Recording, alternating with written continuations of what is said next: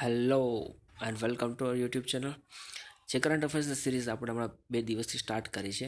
તો આવનારી તમારી કોઈ પણ જે જીપીએસસી એક્ઝામિનેશન છે એના માટે તમારી માટે મોસ્ટ ઇમ્પોર્ટન્ટ બની રહેશે. જે ક્લાસ 1-2ની હોય અથવા તો ક્લાસ 3ની હોય, બધા માટે જે કરંટ અફેર્સ આપણે ડિસ્કસ કરીએ છીએ તમારી માટે ઇમ્પોર્ટન્ટ બની રહેશે. તો વધારે સમયને લેતા આપણે આજના એટલે કે 23rd ઓફ ડિસેમ્બરના જે કરંટ અફેર્સ છે ઇમ્પોર્ટન્ટ, જીપીએસસી એક્ઝામિનેશન માટે ઇમ્પોર્ટન્ટ છે, તેની ચર્ચા કરીએ આગળ. તો આજનો સૌ પ્રથમ જે ટોપિક આવે છે, status of the leopard in India 2018 report. જે લેપર્ડ છે એનું સેન્સસ કરવામાં આવેલું છે, એ 2018 જે રિપોર્ટ છે એ રિલીઝ કરવામાં આવેલું છે. આ સાથે તમને યાદ હશે ટાઈગરનું પણ સેન્સસ 2018માં કરવામાં આવેલું હતું, જે NTCA national tiger conservation authority દ્વારા કરવામાં આવેલું હતું. અને આ જે રિપોર્ટ છે એન્વાયરમેન્ટ મિનિસ્ટ્રીના અંડરમાં છે. ઓકે, તો આ રિપોર્ટ પ્રમાણે જે લેપર્ડની પોપ્યુલેશન છે આપણા ઇન્ડિયામાં 60% જેટલી ઇન્ક્રીઝ થઈ ગઈ છે. તો તેની સાથે તમારે યાદ રાખવાનું છે કે લેપર્ડની સૌથી વધારે પોપ્યુલેશન છે એ એમપીમાં છે, ત્યારબાદ છે કર્ણાટકામાં છે, અને થર્ડ સ્ટેટ આવશે મહારાષ્ટ્ર આવશે.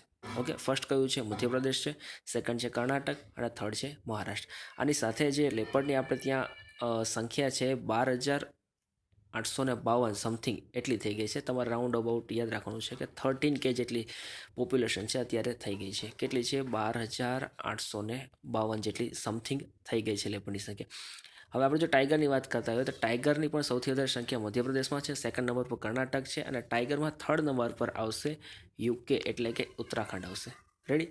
જ્યારે લેપર્ડમાં આવશે થર્ડ નંબર પર મહારાષ્ટ્ર. આગળની જો વાત કરીએ કે અત્યારે જે લેપર્ડ છે એનું IUCN સ્ટેટસ શું છે, IUCN international union for conservation of nature. તો એના દ્વારા જે રેડ ડેટા બુક રિલીઝ કરવામાં આવે છે, અને જે સ્ટેટસ પ્રમાણે છે કે કોઈ પણ એનિમલ્સ છે એની સંખ્યા કેટલી છે, અત્યારે એક્સટિંક્ટ ઇન વાઇલ્ડ છે, નિયર થ્રેટન છે, તો એ પ્રમાણે સ્ટેટસ આપવામાં આવે છે. એમાં જે લેપર્ડનું સ્ટેટસ છે એ વલ્નરેબલ છે. ઓકે, એ તમારે યાદ રાખવાનું છે. આગળના ટોપિકની જો આપણે વાત કરીએ તો બીજો એક કેમ્પેઇન સ્ટાર્ટ કરવામાં આવ્યો છે, કેચ ધ રેઇન કેમ્પેઇન. તો આ કેચ ધ રેઇન કેમ્પેઇન છે એ વોટર હાર્વેસ્ટિંગ માટેનું કેમ્પેઇન છે, વોટરને કન્ઝર્વેશન કરવાનું કેમ્પેઇન છે. તો આ જે કેમ્પેઇન છે કોના દ્વારા લોન્ચ કરવામાં આવ્યું છે? તો મિનિસ્ટ્રી ઓફ જળશક્તિ દ્વારા લોન્ચ કરવામાં આવ્યું છે, અને કોલોબ્રેશન વિથ નહેરુ યુવા કેન્દ્ર સંગઠન, મિનિસ્ટ્રી ઓફ જળશક્તિ અને નહેરુ યુવા કેન્દ્ર સંગઠન દ્વારા આ જે કેમ્પેઇન છે એને લોન્ચ કરવામાં આવેલું છે. હવે મિનિસ્ટ્રી ઓફ જળશક્તિ જે હમણાં ન્યૂ બનેલી મિનિસ્ટ્રી છે, જે 2019માં બનેલી છે. તો આમાં બે મિનિસ્ટ્રી હતી જેને મર્જ કરી દેવામાં આવે છે. એક તો છે તમારું ministry of drinking water and sanitation, એની સાથે ministry of water resources and Ganga rejuvenation. આ બે મિનિસ્ટ્રી હતી, એને મર્જ કરીને આવી જ કોઈ બે મિનિસ્ટ્રી હતી, એને મર્જ કરીને મિનિસ્ટ્રી ઓફ જળશક્તિ છે એને 2019માં બનાવવાની છે. અને આજના એના જે મિનિસ્ટર છે એ મિનિસ્ટરનું નામ પણ યાદ રાખજો. એ મિનિસ્ટરનું નામ છે ગજેન્દ્રસિંહ શેખાવત. મિનિસ્ટ્રી ઓફ જળશક્તિના જે મિનિસ્ટર છે એનું નામ છે ગજેન્દ્રસિંહ શેખાવત. અને આ જે નહેરુ યુવા કેન્દ્ર સંગઠન છે એ ministry of sports and youth અફેર્સની અંડરમાં આવે છે. Ministry of sports and youth affairs, અને એના મિનિસ્ટર પણ તમને ખ્યાલ જ હશે, કિરણ રિજિજુ છે. Okay, catch the rain campaign છે એની ટેગલાઇન છે તમારે ખાસ યાદ રાખવાની છે. એની ટેગલાઇન શું છે? Catch the rain where it falls when it falls. બરાબર, ટેગલાઇન શું છે એની યાદ રાખવાની છે? Catch the rain where it falls when it falls. આગળના ટોપિકની જો આપણે ચર્ચા કરીએ, હા, તો ઇઝ ઓફ ડુઈંગ બિઝનેસ. તો ઇઝ ઓફ ડુઈંગ બિઝનેસના રિલેટેડ હમણાં એવા ન્યૂઝ આવેલા છે કે ઇઝ ઓફ ડુઈંગ બિઝનેસમાં જે આપણે ડેટા મોકલવાનો હોય છે, જે ઇન્ફોર્મેશન મોકલવાની છે, તો ઘણા બધા કન્ટ્રીઓ દ્વારા જે ઇન્ફોર્મેશન છે, રોંગ ઇન્ફોર્મેશન પબ્લિશ કરવામાં આવી. તો એના હિસાબે એનું જે ઇઝ ઓફ ડુઈંગ બિઝનેસમાં જે રેન્ક હતો એ અપ આવી ગયો હતો. પણ ઇન્ડિયા દ્વારા જે ઇન્ફોર્મેશન એટલે કે જે ડેટા સેન્ડ કરવામાં આવ્યો હતો એ કમ્પ્લીટ હતો અને બરાબર જ હતો. એટલા માટે જે ઇન્ડિયાનો રેન્ક છે તેનું તે જ રહ્યું છે, એટલે કે 63rd રેન્ક ઉપર છે ઇન્ડિયા. કયા રેન્ક ઉપર છે? 63rd ઉપર. અને યાદ રાખવાનું છે ઇઝ ઓફ ડુઈંગ બિઝનેસ જે ઇન્ડેક્સ રિલીઝ કરવામાં આવે છે, કોના દ્વારા રિલીઝ કરવામાં આવે છે? તો વર્લ્ડ બેંક દ્વારા રિલીઝ કરવામાં આવે છે. આગળના ટોપિકની જો વાત કરવામાં આવે, એક બુક જે હમણાં જ પબ્લિશ થઈ છે જેનું નામ છે COVID-19 crisis of civilisation and solutions. COVID-19 crisis of civilisation and solutions, જેના ઓથર છે કૈલાસ સત્યાર્થી, એક નોબલ પ્રાઇઝ વિનર, ઇન્ડિયાના નોબલ પ્રાઇઝ વિનર ઓથર છે. ઓકે, આ જે ઓથર છે નોબલ પ્રાઇઝ વિનર છે કૈલાસ સત્યાર્થી કરીને. અને બચપન બચાવ કરીને એક એનું NGO પણ અત્યારે કાર્યરત છે. બચપન બચાવો નામનું કાર્યરત એનું NGO છે. ઓકે, એનું નામ છે કૈલાસ સત્યાર્થી, એની બુક છે COVID-19 crisis of civilisation and solutions. આ બુક ઇમ્પોર્ટન્ટ છે, તમારે યાદ રાખવાની છે.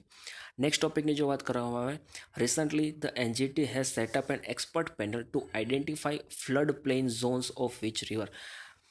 જે ફ્લડ પ્લેન્સ ઝોન છે, તો એના દ્વારા એનજીટી દ્વારા એક પેનલ બનાવવામાં આવી છે કે ફ્લડ પ્લેન ઝોન છે મહાનદી રિવરના. ઓકે, મહાનદી રિવરના જે ફ્લડ પ્લેન ઝોન છે એના રિલેટેડ એક એક્સપર્ટ પેનલ બનાવવામાં આવી છે. શા માટે બનાવે છે? મહાનદીના કાંઠે ઓરિસ્સામાં એક હોસ્પિટલ બનવાની વાત ચાલી રહી છે. ઓકે, તો એના રિલેટેડ જ્યારે પણ ફ્લડ આવશે તો એના હિસાબે એ હોસ્પિટલને કોઈ જાતનું નુકસાન ન થાય એની તપાસ કરવા માટે એક એક્સપર્ટ પેનલ બનાવવામાં આવે છે એનજીટી દ્વારા. એનજીટી છે એક સ્ટેચ્યુટરી બોડી છે, આપણે નેશનલ ગ્રીન ટ્રિબ્યુનલ, જે 2010માં બનાવવામાં આવી હતી, અને એના જે જસ્ટિસ છે આદર્શ કુમાર ગોયલ છે. અને એનજી રિલેટેડ એક બીજી ઇન્ફોર્મેશન પણ છે, એક સ્ટેચ્યુટરી બોડી છે, સાથે સાથે એ નેચરલ જસ્ટિસ પર કામ કરે છે. જો તમને ખબર ના હોય તો તમે એકવાર એનજીટી રિલેટેડ આજે સર્ચ કરીને જોઈ લેજો કે એનજીટી શું છે. તમારા માટે ઇમ્પોર્ટન્ટ બોડી છે. ઓકે, સ્ટેચ્યુટરી બોડી છે. આગળ એક વાત કરીએ કે હમણાં ન્યૂઝમાં એક શિગેલા ઇન્ફેક્શન કરીને ન્યૂઝમાં છે. કેરળ જે છે, કેરળના કોઝિકોડ જિલ્લામાં, કોઝિકોડ ડિસ્ટ્રિક્ટમાં શિગેલા ઇન્ફેક્શનના ઘણા બધા કેસીસ તમને જોવા મળે છે. તો આ જે શિગેલા ઇન્ફેક્શન છે એ કયા માઇક્રો ઓર્ગેનિઝમ દ્વારા થાય છે? તો એ થાય છે બેક્ટેરિયા દ્વારા. ઓકે, તમને એવું પૂછી શકે છે વાયરસ દ્વારા થાય છે, બેક્ટેરિયા દ્વારા થાય છે, અથવા સેન્ટસ બેઝ પર પણ પૂછી શકે છે. તો બેક્ટેરિયા દ્વારા આ શિગેલા ઇન્ફેક્શન થાય છે. તો આમાં જે છે એના સિમ્ટમ્સ છે સ્ટમક એક છે, વોમિટિંગ છે, અને આમાં મોસ્ટ ઇમ્પોર્ટન્ટ જે છે ડાયરિયા, એ મોડરેટ એના સિમ્ટમ્સ હોય છે. તો એના સિમ્ટમ્સ મોડરેટ ટુ સિવિયર થઈ જાય છે. તો એના હિસાબે ઘણી બધી પેન એક છે એનો સામનો કરવો પડે છે. શિગેલા ઇન્ફેક્શન છે, તમારે યાદ રાખવાનું છે, બેક્ટેરિયા થ્રુ થાય છે.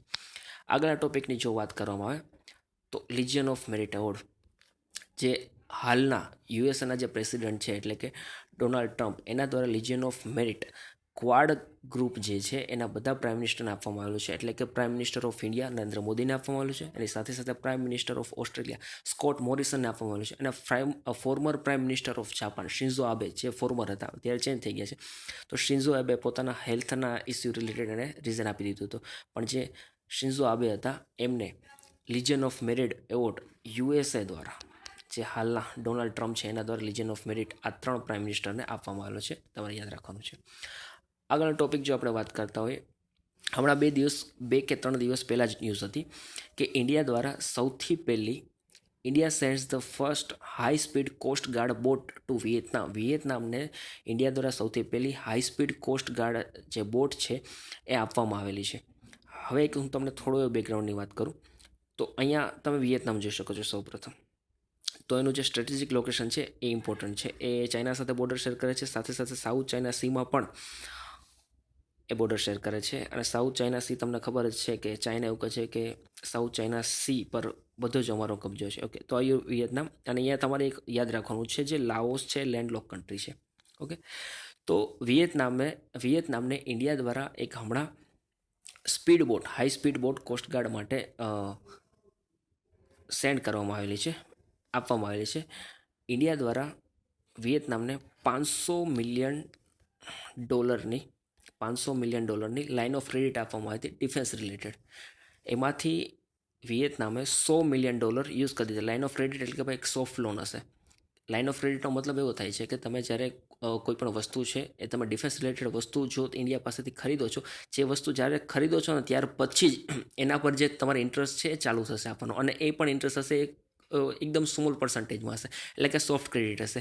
તો એવું 500 મિલિયન સોફ્ટ ક્રેડિટ ઇન્ડિયા દ્વારા વિયેતનામમાં આપવામાં આવેલી હતી. એમાંથી 100 મિલિયન જે સોફ્ટ ક્રેડિટ છે એટલે કે $100 મિલિયન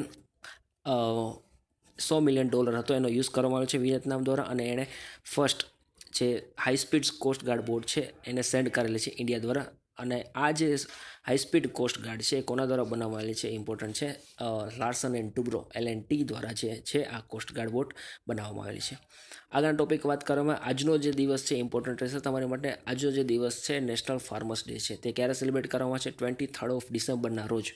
23 રોજ નેશનલ ફાર્મર્સ ડે આપણે સેલિબ્રેટ કરીએ છીએ. તમને ખબર જ હશે અત્યારે ક્રેશન ફાર્મર પ્રોટેસ્ટ ઘણા બધા થઈ રહ્યા છે ફાર્મ બિલના અગેન્સ્ટમાં, જે 3 ફાર્મ બિલ છે. જો તમને ના ખબર હોય તો એના વિશે તમે આજે જોઈ લેજો 3 ફાર્મ બિલ કયા કયા છે અને એમાં કયા કયા પ્રોવિઝન આપવામાં આવેલા છે કે જેનાથી ખેડૂત નારાજ છે અને પ્રોટેસ્ટ થઈ રહ્યા છે. નેશનલ ફાર્મર્સ ડેની વાત કરવામાં આવે તો 23 ઓફ ડિસેમ્બરના રોજ એ સેલિબ્રેટ કરવામાં આવે છે. એની સાથે જે ચૌધરી ચરણસિંહ ઇન્ડિયાના 5th પ્રાઇમ મિનિસ્ટર હતા, તો એના બર્થડેના દિવસે એટલે કે 23 ઓફ ડિસેમ્બરના દિવસે નેશનલ ફાર્મર ડે છે એ સેલિબ્રેટ કરવામાં આવે છે. અને અહીંયા એનો કાર્યકાળ પણ આપેલો છે, તમે જોઈ શકો છો, જુલાઈ 28, 1979 ટુ જાન્યુઆરી 14, 1980, એટલે કે 1 વર્ષ, નિયર અબાઉટ 1 યરનો એનો જે કાર્યકાળ હતો as a prime minister of India એણે કરેલો છે. અને આને એક કિસાન નેતા તરીકે પણ ઓળખવામાં આવે છે અને એણે ઘણી બધી બુક લખેલી છે. એનું જે મેઇન કામ હતું એ અબોલ્યુશન ઓફ જમીનદારી છે, તો એણે એના પર બુક પણ લખેલી છે, અબોલ્યુશન ઓફ જમીનદારી. અને બીજી એક ઇમ્પોર્ટન્ટ બુક છે અબોલ્યુશન ઓફ જમીનદારી, અને એનું કામકાજ પણ એમાં વર્ણવવામાં આવેલું છે. તો આજનો દિવસ છે, યાદ રાખવાનો છે નેશનલ ફાર્મર્સ ડે. તો આજના કરંટ અફેર્સ છે આપણે અહીંયા સુધી રાખીશું.